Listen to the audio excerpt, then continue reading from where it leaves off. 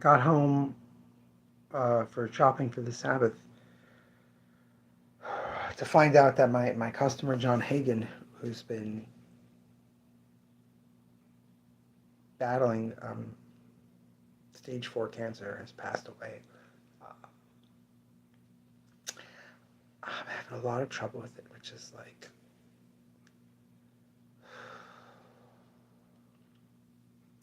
it's kind of narcissistic of me because he has a loving family, um, no significant other, no children, but John Hagan was almost exactly the same age as I am, and he was an absolute joy. Like, there's a lot of people who I love having in the shop and schmoozing with and talking with, um, about a variety of things, about lots of different things. But John Hagan was one of those guys who just culturally and education, like, we just knew we were on the same wavelength about a lot of things. Um, I could make a list of the comic creators and comics that he loved, and I could give you detailed discussions about how and why he loved them. But one of the things I can't do much is tell you about the things that we didn't share in common, that he didn't love, because he was one of those people who, if, oh, you're not interested in it, well, we don't talk about it. No, but I want to know why you're interested in it. I want to, what you like about it. And he would tell you for a second, but then he'd move on to some common ground. He was very much a common ground person. He was. I'll say this, on the announcement of his passing away. His family put, in lieu of flowers, John would want you to go buy something that you really want. And it's so true. He would. He was a teacher. He didn't have a lot of money, but he never skimped on the things he really loved. He bought the best tasting beers he could. He needed to own books that he loved. He was just such a presence. He was one of those people who really thought about not just the things he read or the stuff he consumed and watched, and he thought about everything. He was incredibly dedicated to educating himself. I'm struggling through this loss right now. Like, again, just a few weeks ago, he asked me for recommendations for Ursula K. Le Guin, who he knew I was a huge fan of, and he had read a couple of her famous things. He said, "Where should I start?" And I said, "Well, if you just want this, if you want that," and he was. I hope he got to read them. I hope he got to read them before he wasn't here anymore. Um,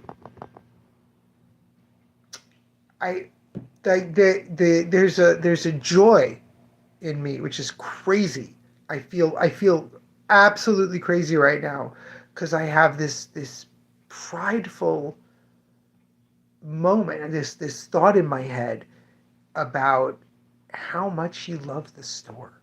Like I said, John and I we were on the same wavelength on a lot of things. We had grown up at the same time. We had consumed a lot of the same media. We had read comic books in almost the exact same order of when we got into the different kinds of comics there are. And he loved our store. Like, the support and push he gave this store, all over Long Island. He bartended for a while. Teachers don't make a lot of money, and he would always tell anyone in there wearing any kind of, at Barrage, any kind of comic paraphernalia or talking about a comic book, "Oh, you've got to go to Escape Pod." Not because he liked me, or because he believed in comics, and he believed in the power of them to create empathy and to tell stories, and he understood that that's what I was doing, and he wanted other people to experience that.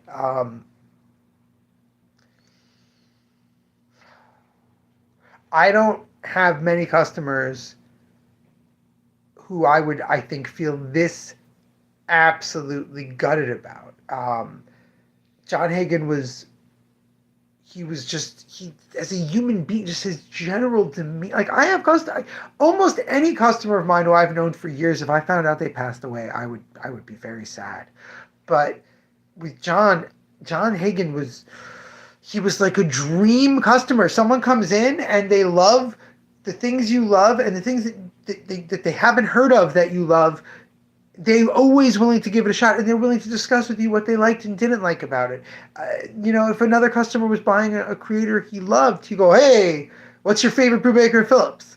And they'd say, "Oh, I haven't read this one yet, but it's that one." He goes, "Oh, really? My favorite." He was always there, not just to say, "I like this thing," or discuss art, but he was always there to deepen the conversation about everything that he loved. Beer, coffee, which he wasn't crazy into coffee, but Bill, I don't know if you guys know Bill, our customer Bill, is co-owner of Flux and is a huge thinker. And the two of them came by to help me move furniture during the rearrange, and they just hit it off. This is like 3 years ago we rearranged. And they've been friends ever since. He just was that kind of guy. He loved thinking. He loved deep dives. The number of history books he read every year. He would listen to podcasts, and then the podcast would recommend a book, and he would read the book, and then he was always learning more, and he was always growing until now. He's just an exceptional person. Stars that burn the brightest, right?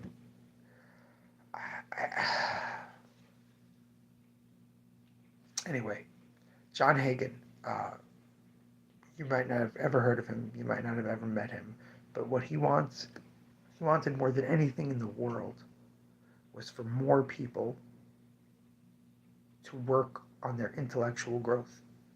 Just, not that he would ever say or push anyone or say anything like that, because it's not the kind of person he was, but that's what he believed we were here to do. We were here to learn more, and through our learning, help others and help ourselves become better people.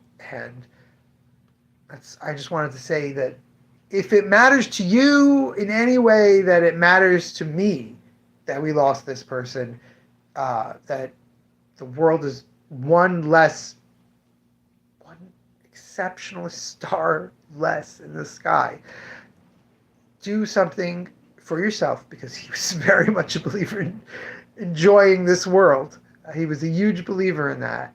Like I said, best beers, best comic books, but more than that, educate yourself. If it's something that you're curious about and you don't understand why it happens or how it happens or what's going on, be it sociological, political, scientific, any of it, look into it, please, this weekend in John Hagan's memory.